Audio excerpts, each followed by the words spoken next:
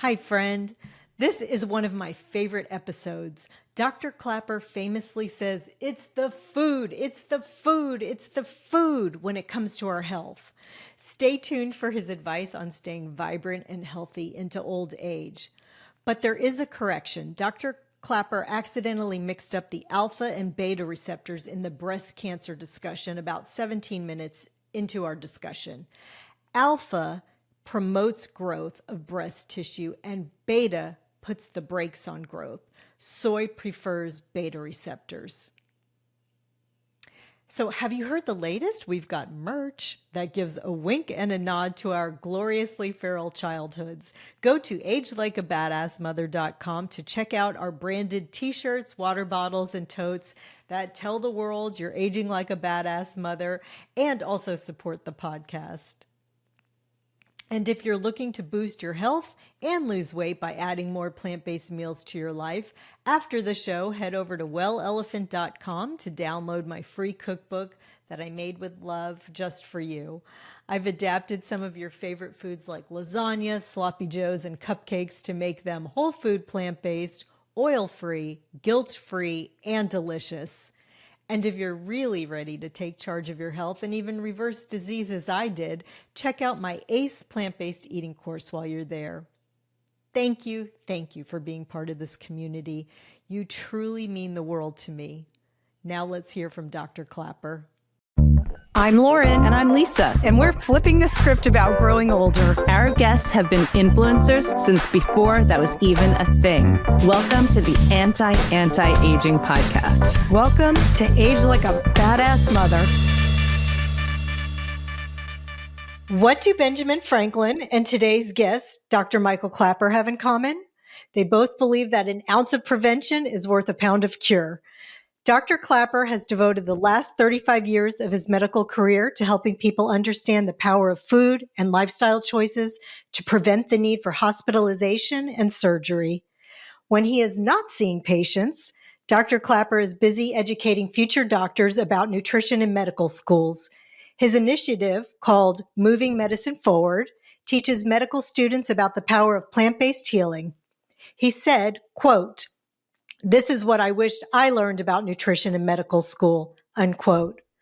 Dr. Klaper has recently relocated to Vancouver with his wife Elise, who is a yoga teacher, to join a Roga lifestyle medicine practice.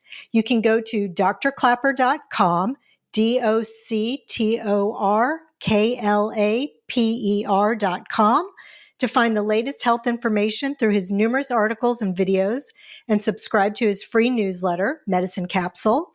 You'll see that he has a way of taking very complicated medical jargon and making it understandable.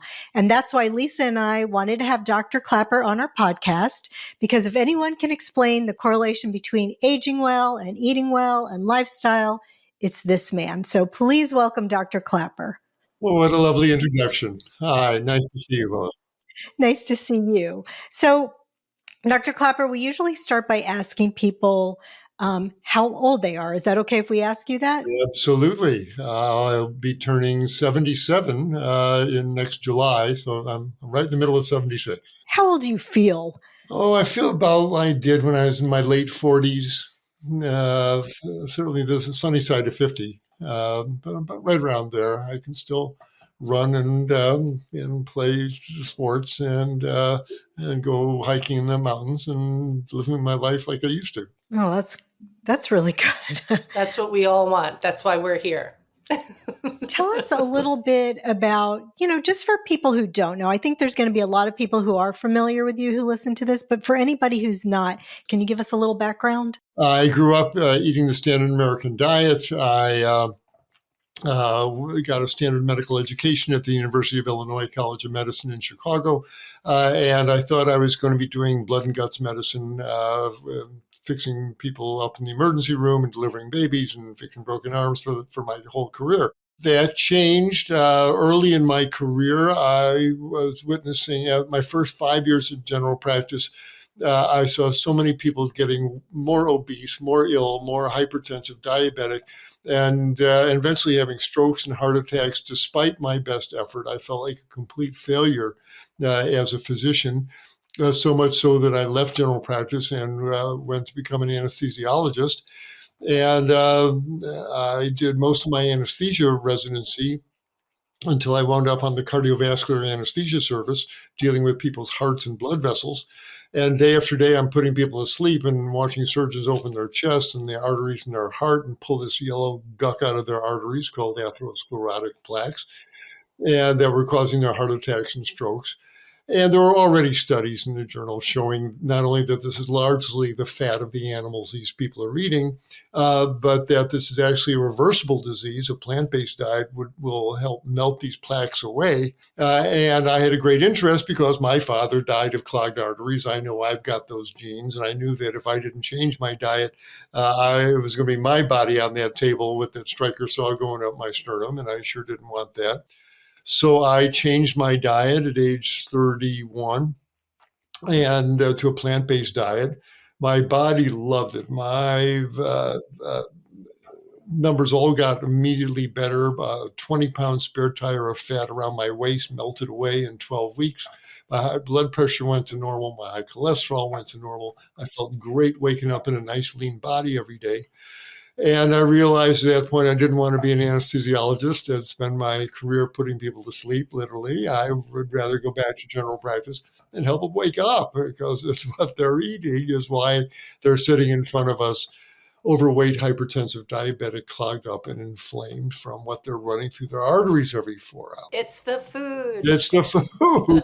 Yeah. And so I did, much to my parents' dismay. I left my anesthesia residency. Do you know how much money you're giving up? Yes, Mom, I know. But it's not in truth for me any longer. And I'm a GP at heart, and I wanted to go back and give my patients the counseling they really deserved.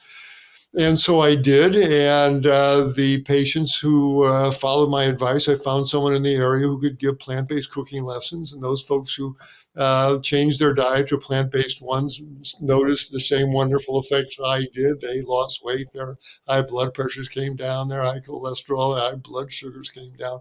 And I could get them off their medications, something else I was told never happens. But you have to get these people off their blood pressure medicines. They'll stand up and pass out on you if you don't. And that was 35 years ago, as you mentioned. In 1981, I went completely vegan. And, you can't unring the bell. Once you look behind the curtain, you can't pretend you don't know what's behind the curtain. And I saw what a plant-based diet can do. And there's no going back to conventional practice. We're just beta blockers and statins and hope they don't have their stroke when you're on call. It's the basic strategy these days. And so I became a plant-based physician ever since, and have helped hundreds and hundreds of people get off their medications. I spent 8 years on the staff at True North Health Center in Santa Rosa, California, where applied plant-based nutrition was done in all its glory, and I saw the power of that dietary style to actually reverse these killer diseases. And finally, after this obvious healing paradigm was firmly fixed in my head. Again, why didn't somebody tell me this in medical school, first of all?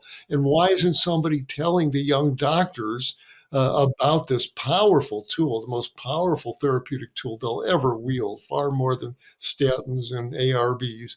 Why isn't somebody telling the young doctors this? And a little voice on my shoulder said, well, how about you, Doc?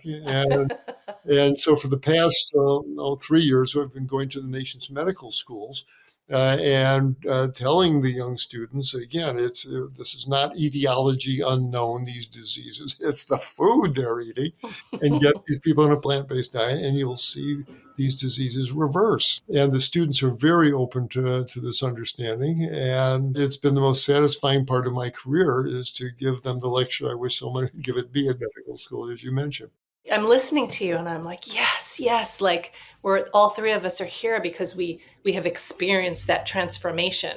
And then you experienced that transformation and you took it to the masses of your patients. And now you're doing what we've all wished also, is that doctors would be doing this. But I'm so curious that that you were able to infiltrate and penetrate the medical establishment. Can you talk about that a little bit? Absolutely. That's such a key point, because I knew that that if we go through the standard curriculum committee and have to submit 20 different forms, this is heretical stuff to the medical establishment. It goes against their intellectual understanding of what is causing these diseases. It shakes up their treatment protocol. You got to have the dietitian in on the treatment team. And after you see the patient clinic, we want you to see Ms. Jones, the plant-based dietitian, before you leave. She's going to talk to you about what to eat, show you some videos. You eat like she's saying, and you come back and see me in a month. Let's see if you're not leaner and healthier. That's how practice should be done in the 21st century. But we've been traditionally holding the dietitian at arm's length. Well, we've got to bring her onto the treatment team. Who's going to pay for that? Well, and imagine the dietitians need to be trained too, because I don't think Absolutely. in the nutrition and dietetics, they're not trained this way, right? No, but there's getting to be more and more plant-based dietitians around. It's really spreading through their ranks gloriously. It's so exciting to see. And of course, finally, it challenges their financial model, because they get paid for treating disease, putting in stents and doing surgery. You don't get paid for telling people to eat broccoli. But we got to change the financial system. So there's tremendous resistance. And so we didn't even want to tangle with that briar patch of bureaucracy.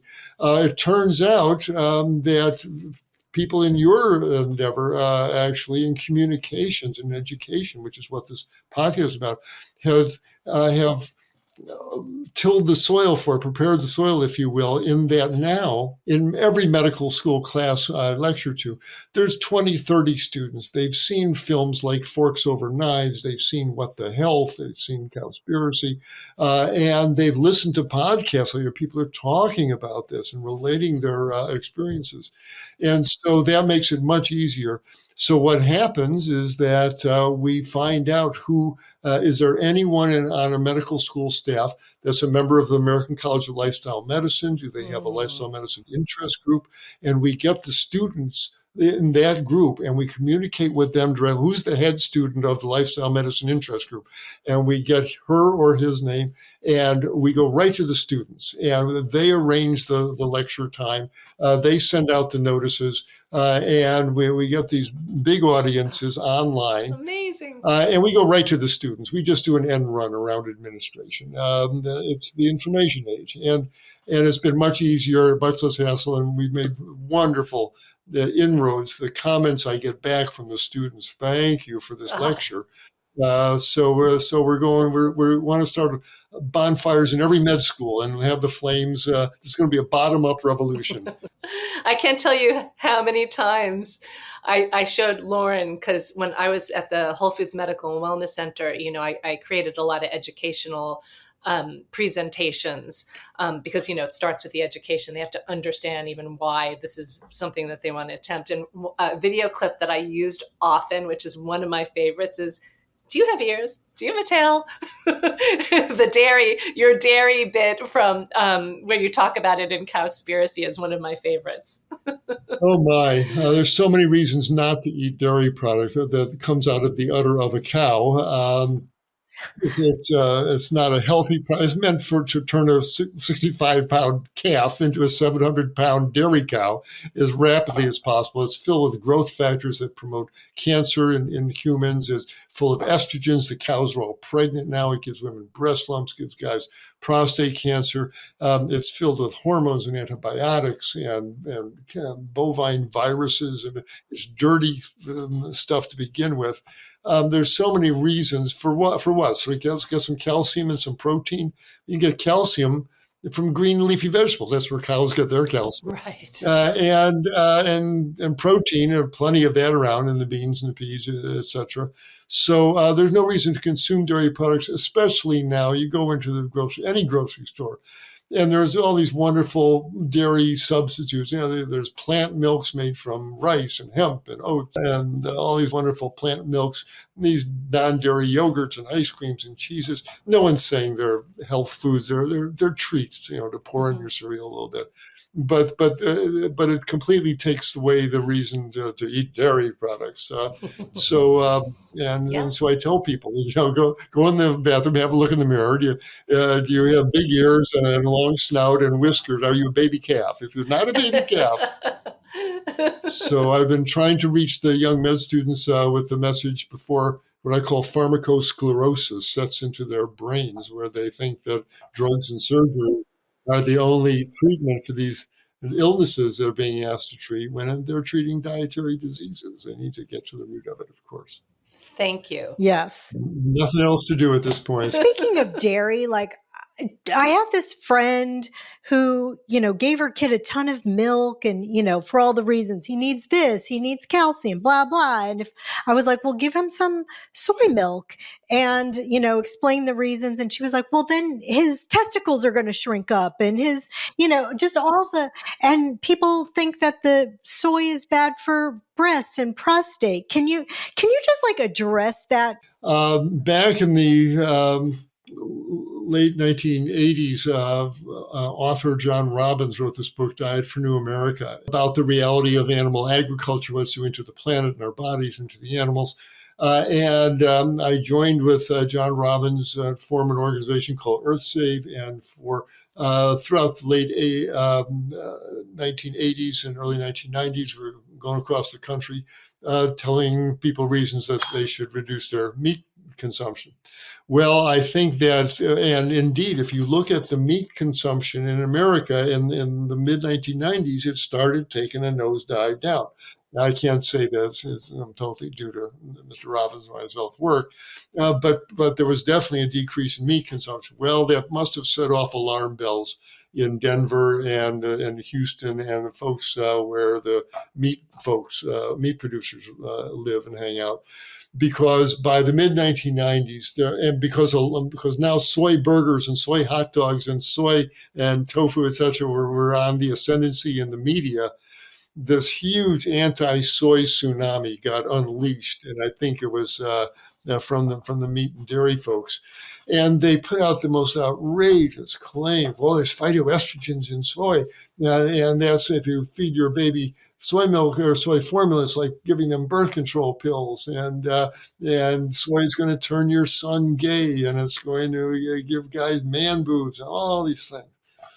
And echoes of that are still rattling around, and it's in your question that you posed, and we all run into this. I run into it every Q&A that I do, and it's in all of our heads and all that stuff. They were very effective in planting these seeds of doubt. Well, it turns out that after the initial alarm bells stopped clanging, the scientists said, wait a minute, there are people in Japan and China have been eating lots of soy for lots of years. They don't have an increased risk of breast cancer. In fact, they got a decreased risk of breast cancer. And they don't get more gynecomastia, mammaries, et cetera.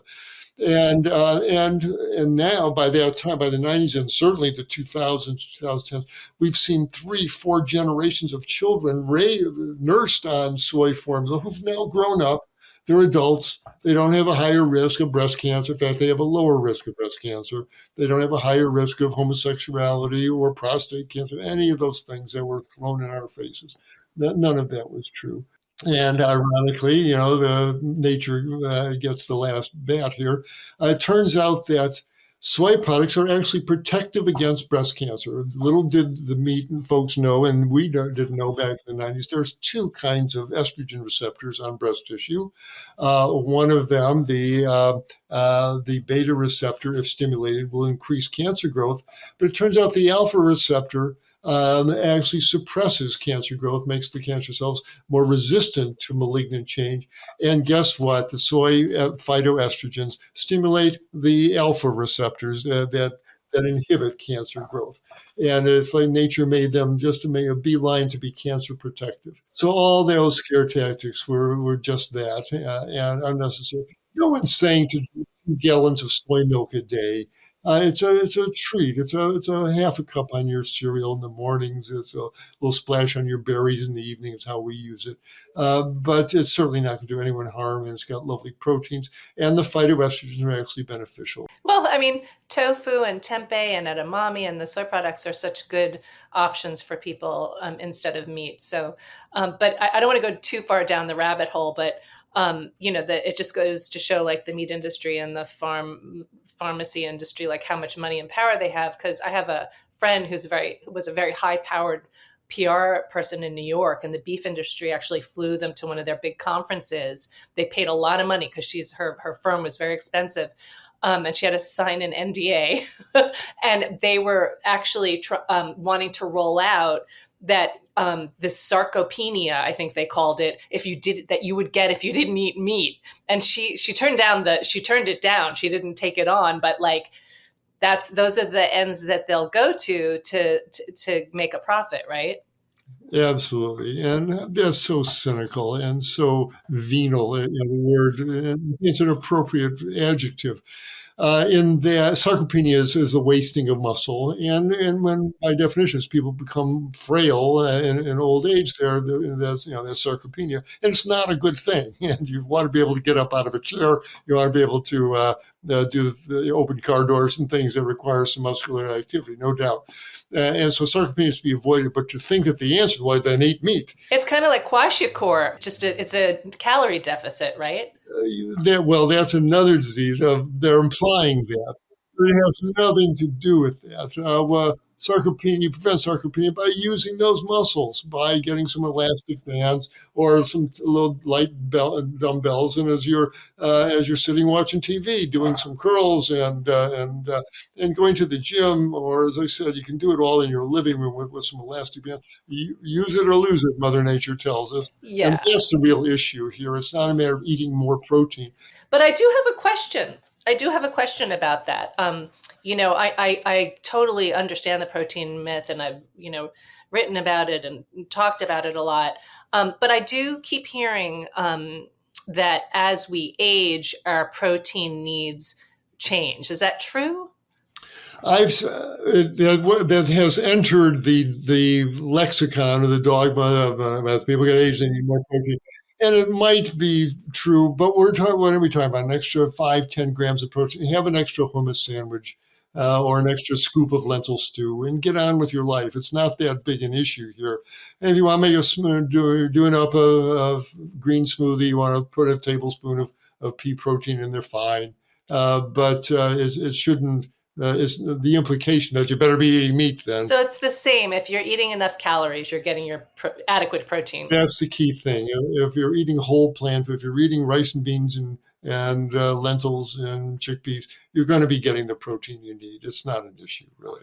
And then I think like one other myth I just want to touch on before we move on, because I think that we have a lot of women listeners, just especially because of the name, Age Like a Badass Mother. We're going to have a lot of women who listen to this. And as I encourage people to go plant-based, I think that a lot of them, they're like, well, I'm starving all the time and this isn't working and I find out after I question them, they're not eating carbs. They don't want the brown rice. They don't want the oats. They're scared. The potatoes. They're scared of the things that keep you full. And so they have one foot in the plant-based and one foot in the low carb. And can you just address that, the low carb thing? Like we've been so brainwashed about that. Exactly the issue there. It makes you got to get out your machete and start hacking through the underbrush of all the nonsense. That carbs make you fat. No, carbs will not, in their whole form, the carbohydrate that is in beans and rice and potatoes will not turn into fat. You will burn it off as heat, but it basically goes to your muscles for glycogen storage for energy. Before the Western diet got there, the average Chinese person was eating 2,000 calories a day in rice. And they're lean. You can't build fat by eating whole carbohydrate foods. And so people who eat rice and beans and greens and fruits and vegetables wind up lean. And that's the classic body image of when you think of vegans, you think of fat people. No, they're lean because it's mostly fiber and water, these foods.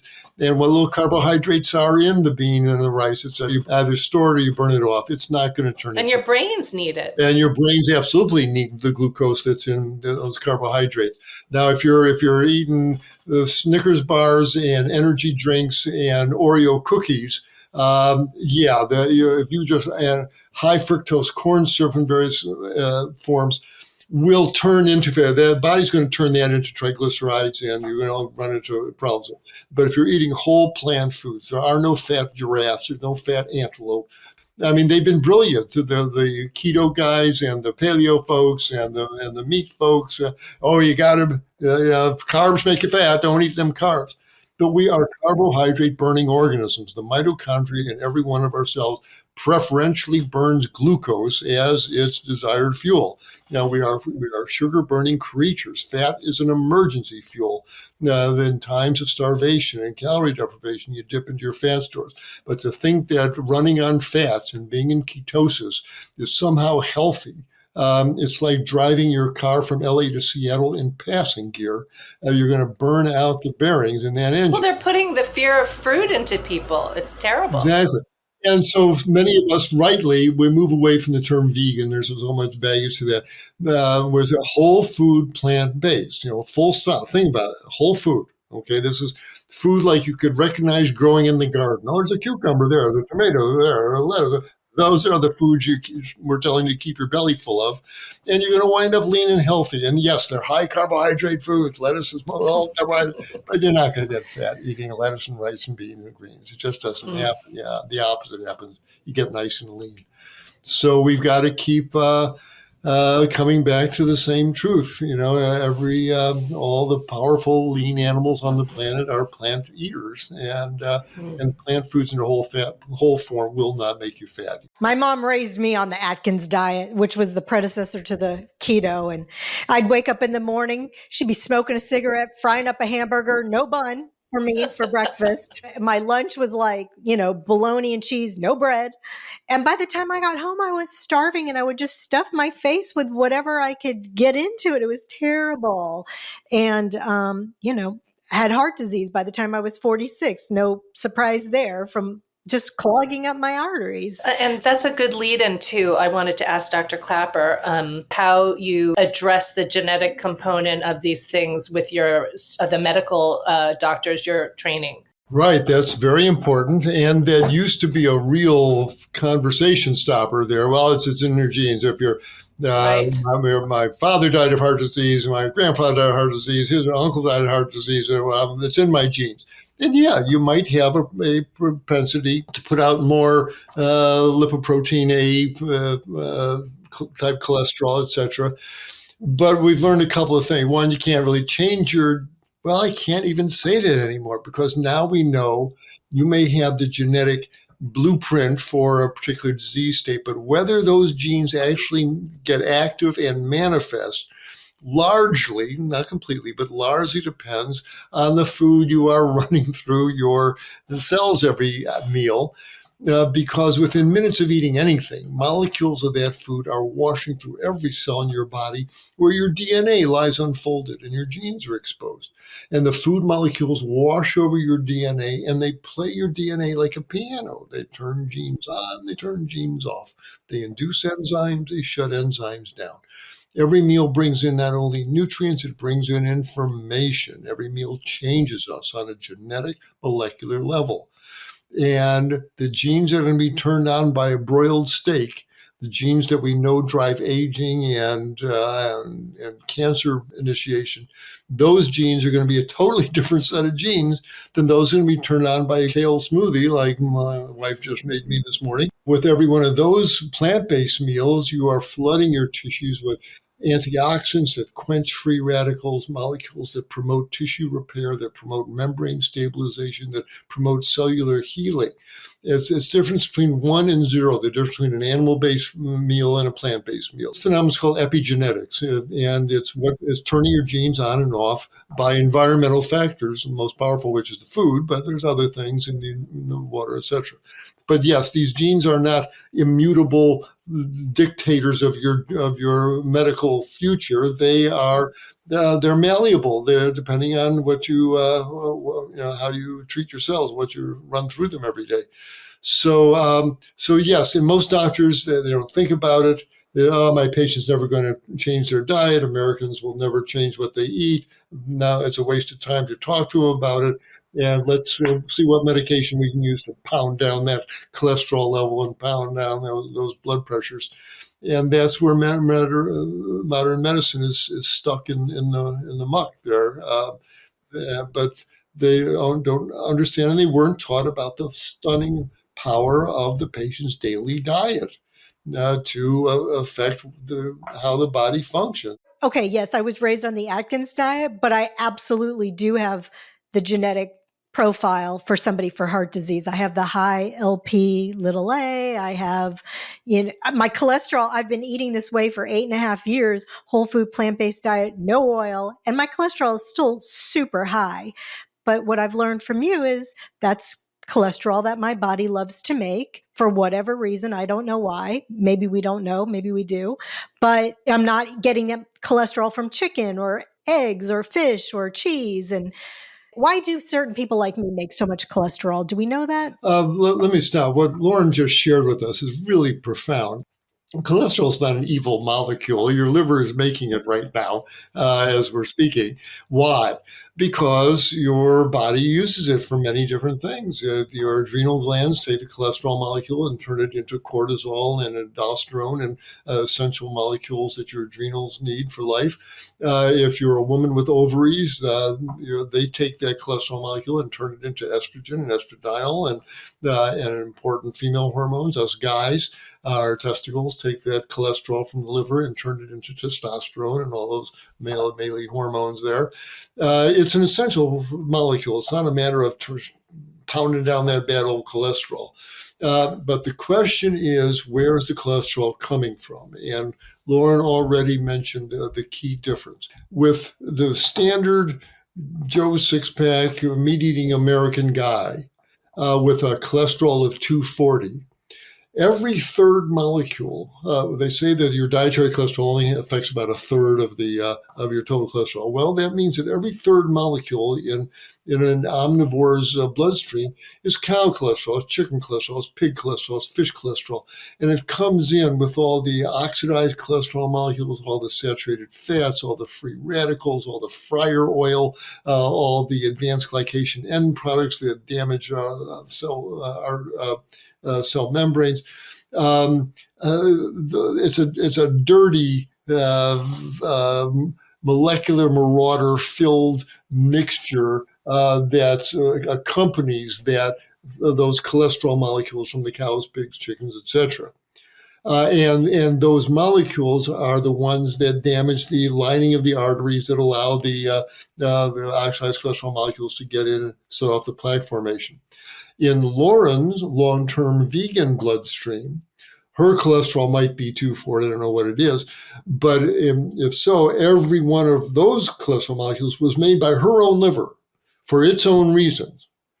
And whether her adrenal gland said, we need some more cholesterol for steroid synthesis, or her ovary said, we need cholesterol for estrogen, whatever reason, because the liver said, okay, we'll put in some more cholesterol this morning. And that needle goes in the vein. Oh, your cholesterol is 240. But that cholesterol might have been coming down. It might have been going up. We give these numbers such power. But the question is, are they turning? Are they injuring the arteries wall, the walls of the arteries? Is it actually fostering plaque formation, which is the final most important question? It's either causing plaque or it isn't. And in Lauren's case, that cholesterol that her liver's making is flowing through the bloodstream, but it's not damaging the artery walls. She's not developing plaque. And very importantly, the plaque formation is an inflammatory process. It sets off inflammation. And inflammatory markers, as she mentioned, like high sensitivity CRP and myeloperoxidase and phospholipase, those start showing up in the bloodstream as those plaques get bigger and ornery and ready to rupture. So I tell people, Don't just measure your cholesterol, check your oxidized cholesterol and your inflammatory markers like hsCRP and myeloperoxidase. If they're not elevated, then that inflammatory fire is not burning in the walls of your arteries. And then I say, as Lauren did, go over and get an ultrasound scan of your carotid arteries. And if there's no plaque there, then you don't have the disease. Yay! Well, I went plant-based in the 80s. I didn't know any of this. I did it for other reasons. And I've always had my doctors have always told me, you've got the labs of a 19-year-old. But a few years ago, I went to a family reunion, my father's side of the family, and my entire father's side of the family has, high cholesterol. Everyone's taking statins. And my cousins, all in my age range, same thing. But guess what? They're all eating the same thing that my father ate and that my father's father ate. And they eat a lot of pork. They're from the Philippines. It's a high pork, high beef consumption. And so it's really fascinating because their assumption is that, well, that's just, it's in our genes. Everybody in the family has it. I'm like, well, but everybody in the family doesn't have to have it. We inherit not only our genes from our parents, we inherit our eating habits. Exactly. Wow. But no matter what your cholesterol is, take care of your arteries. And you don't want to be eating lots of fried anything and a lot of sugary stuff and a lot of processed foods. And keep your restaurant meals down to 1 through twice a month. Be very prudent with all that. Take care of your arteries. It's not a matter of just being vegan there. And because if you've got high LP(a) or whatever, you want to be extra careful about not damaging those artery walls with a lot of fried and processed foods. We've talked to several female doctors about menopause and things like that. Is there like a comparative thing for men? I've heard of andropause. I've heard of menopause. Is that really a thing, or like what are their changes? Like women are going through hormonal changes as at a certain age range. And so we're curious because a lot of the doctors we've had on are sort of helping our women listeners age well. And that's a big part of the process. So what about for men? Is there an area they could ease through similarly? What about us guys? What happens to us as we age? Well, I don't have the muscles I did when I was 35, no doubt. And at 76, Mother Nature is letting me know that I'm not this life does not go on indefinitely. And I'm looking at the literature, and the question is there anything we can do to reverse the inevitable decrease in function that we get? There's such difference among guys as we age. And, the overarching spectrum of you need to be taking testosterone, maintain your virility, all that stuff. Nothing for nothing in this life. There's definitely a price to everything. Taking testosterone results in everything from increased risk for liver damage, and your testicles will atrophy, and increased prostate cancer risk, etc. For what? To maintain function. If you want to maintain function, you want to maintain your muscles, use them. Go to the gym, guys, or buy some weights to have at home and use those muscles. Keep them fit. Mother Nature is so clear about that. Well, in any of the organs, bones. I was going to say it goes for bones too, right? Mm-hmm. Because the whole osteoporosis thing, right? It's largely disuse atrophy of the bones. Our bones are dissolving because we're sitting all day in front of computers. As we are now. It's just a matter of maintaining good function. There's no magical, if I just take a bunch of creatine and carnitine and testosterone, magically my muscles, no, it's not going to work like that. And again, your arteries, your liver, everything, you can't do one thing in the body. Everything sets off cascades of reactions. And so I would really caution guys, make your own testosterone by working out in the gym, taking some walks with some hand weights and a weighted vest, and stress that body a little bit. That's how you keep your muscle mass and your bone mass in healthy levels. So more weight bearing. Yeah, absolutely. It's got to be weight bearing. Swimming is very nice. Cycling is very nice, but it doesn't really strengthen your bones or your muscles very much. Swimming will certainly help your endurance. It's a wonderful thing to do. While you're at the pool there, pick up the weights there and do a weight-bearing exercise as well. Now, I've seen so many ill effects from hormones and supplements, and it's cheating Mother Nature. And it's unreal expectation placed on these agents that suddenly you're going to be young and healthy again. It doesn't work like that. I think that's why we call our podcast the anti-aging podcast, because we're looking for ways to age well, not to try to stop it or reverse it, because that's not going to happen, right? Right. Nobody's getting that here alive. Well, and Lauren and I had an experience recently where we went to Chef AJ gave a conference in Sacramento, and among the participants were there was a gentleman in his 80s who was wheelchair bound with, do you remember what he had a lot of different diseases going on, but he, in his early 80s, went whole food, plant-based, changed his lifestyle. And he walked into that auditorium and he gave a speech. And in his 80s, he was able to stop the disease process. Likewise, there was a woman in her 70s who had been morbidly obese and went whole food plant-based in her 70s and lost over 100 pounds. Same thing. She walked up so can you speak to that a little bit? Like for our listeners who want to age well and might think it's too late to, they're set in stone. What would you say to that? Thank you. When you look at the major forces that impinge upon us and turn these lovely, youthful bodies that we all had when we were young into old and aged bodies there, what are the forces? At least three come to mind. One is disuse atrophy. We stop using the muscles in the joints and the bones, etc. So we give up much of our strength and mobility. Second is molecular damage to the tissues, oxidation, fried food, sugary foods, processed foods, full of things that are full of free radicals that rip electrons now off our proteins and off our cell membranes. The food stream coming through should be a healing and alkalizing and antioxidant-rich food stream that gives the chemical message to the cells and the tissues, shh, everything's okay. It shouldn't come in with a bunch of free radicals and advanced glycation end products that rip electrons off your proteins and off your cell membranes. So the food stream and its amount of ability to quench oxidation is an important issue, and the lack of that goes to aging. And third is improper use we injure ourselves. So much of the aches and pains and infirmities of old age are cumulative injuries from the truck driver, those of us who drive a lot or sit in front of computers. What happens to our lumbar spine is from lack of mobility. The discs squish down and the nerves get compressed, and we get pains on our legs that makes us move less, and so our muscles atrophy more.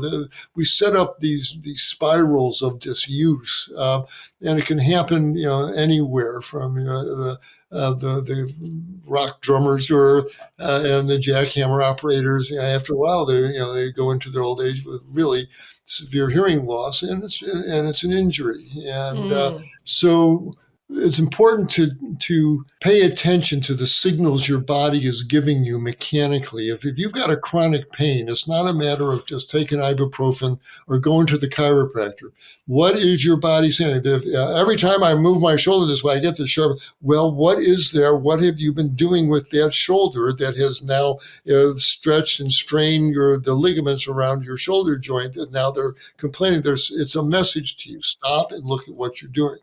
But those of us who just, have a drink alcohol or just take some pain relievers and plow out, after years of that, you've got a lot of accumulated injuries. So the disuse, the toxic food stream, the mechanical injuries that we ignore and accumulate, I think those are three really big factors that turn us old and sore and weak, and that in turn makes us less likely to maintain our vitality. So again, that food stream is really important. And, those fresh green and yellow veggies are full of antioxidants. A big salad every day is really important. And stop with the chips and the schmips and the bips and all the processed, oily, fried junk foods there. So get that food stream whole and plant-based, full of phytonutrients that nourishes tissues. Keep using that body. Challenge yourself. Keep growing. Keep taking those hikes in the woods and do another extra mile every weekend. Get out in nature as much as you can. I think we are suffering from nature deficit disorder, NDD, and I think that's really ages us in a really insidious way. But I think that's part of the problem as well. Well, we hear so much about connection and community now and how important that is for our health and aging. And Lauren had brought up that your wife, Elise, and you guys met later in life. Can you address that and how that impacts aging and health and that experience? Can you share that with us? And were you married before? Is this your first marriage? No, it's not. I had a practice one before this. This one I'm going to do right. It is such a gift to have a woman of this. And all you women, you all know about love. You're all treasures on this planet. And all women, if you give them love, they blossom, and you want to take care of them. And I want her to be the most confident and most powerful and actively tasting of life as she can be. And so it's my honor to make every day a gift to her. How can I help? What can I do to love you more? Because one like this ain't coming around again. And at my age, well, I can see right now how much she's doing for you. Glowing. Indeed. Well, at the end of our lives, we're going to be asked one question. You were given a human heart and time on this planet. What'd you do with it? Wonderful words. How did you meet Elise? 35 years ago, when I was working at EarthSafe with John Robbins back in the 80s, she was the head of volunteer at EarthSafe.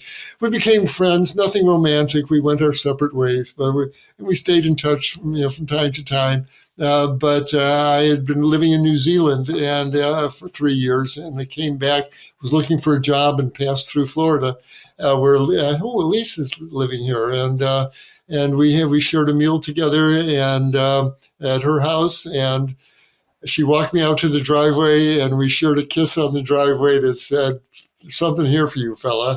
Oh, I love it. And you two are so beautiful together. I love Elise. It just, I could see the connection that you have, and you really complement each other, and she's such a beautiful soul. So happy about that. She does your gender credit.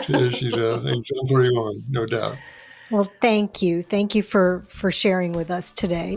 You're lovely, and I think we did some good work today. We did. Thank you so much. We got to keep spreading the word.